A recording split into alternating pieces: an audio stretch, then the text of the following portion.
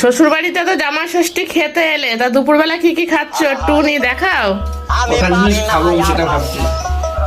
একবার দেখো, এই দুপুরবেলা এখন বাজে মোটামুটি 5টা, তো এখন এত কিছু কে কে খায়?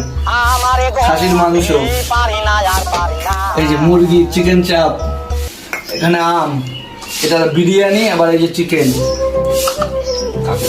আমার নান, এই যে নান, তারপরে ওই যে দই মিষ্টি, রসগোল্লা আছে, ওটা আমি দিতে বারণ করেছি, বেগুন ভাজা, আলু ভাজা, স্যালাড। আর এটা হলো আজকে মানে এটা ফেমাস আজকে, এটা রেসিপি চিকেন কালুয়া, চিকেন না চিংড়ি কালুয়া, মানে কালো কালার হয়েছে বলে দেখতে চিকেন কালুয়া নাম দিয়েছে। যাই হোক, এখন এত কিছু আমি কি করে খাবো সেটাই বলো তোমরা।